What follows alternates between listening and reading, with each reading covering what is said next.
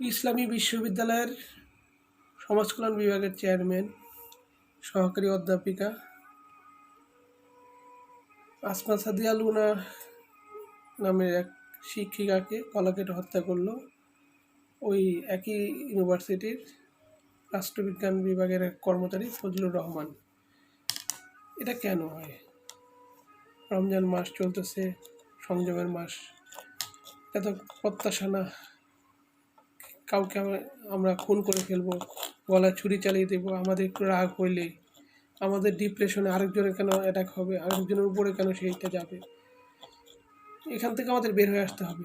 এটা রাষ্ট্রের জন্য, আমাদের ভবিষ্যৎ প্রজন্মের জন্য, সর্বোপরি আমরা যে মানুষ, আমাদের যে মানুষ করে আল্লাহ পাক পাঠিয়েছে, এই পরিচয়ের জন্য একটা বড় বাধা।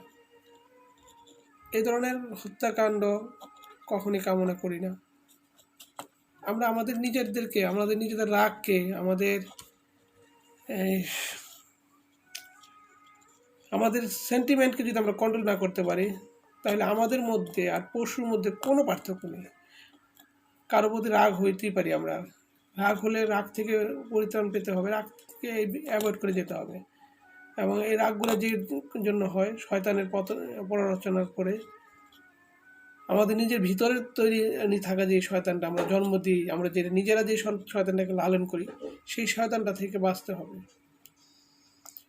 রাগ হলে আপনি যখন কোনো বিষয়ে বেশি রাগ হয়ে গেছেন, আপনি ওই অবস্থান পরিবর্তন করা করেন, ওইখান থেকে চলে যান। দাঁড়ায় থাকলে বসে যান, বসে থাকলে শুয়ে যান, কিন্তু আপনি ওই অবস্থান থাকবেন না। ওই যে অবস্থান থাকলেই সেখান থেকে একটা দুর্ঘটনা ঘটে যায়। আর তার প্রমাণ এই লুনার হত্যা।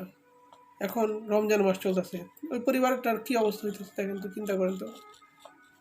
সারা দেশে একটা না একটা হইতেছে, সারা দেশে এরকম হাজার হাজার ঘটনা ঘটতেছে। তবে প্রতিটা ঘটনাই কিন্তু আমাদেরকে কষ্ট দেয়।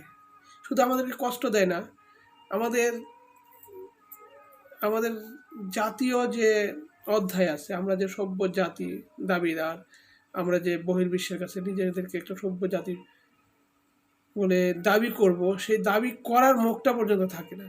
সেই দাবিটা করার মতো অধ্যায়ের পরিস্থিতি রাখেন না আপনারা। আসলে আমরা সংযত হই, একে অপরের প্রতি শ্রদ্ধাশীল হই এবং সব ধরনের সংঘাত এড়িয়ে যাওয়ার চেষ্টা করি। সর্বোপরি রাষ্ট্রকে আপনাকে আমাকে মিলেই করতে হবে। সরকার কিছুই করতে পারবে না আমরা যদি ঠিক না হই। শুধু সরকারকে আমরা দোষ দিই। আসুন সবাই শুধরে যাই। আসসালামু আলাইকুম রহমতুল্লাহি ওয়া বারাকাতুহু।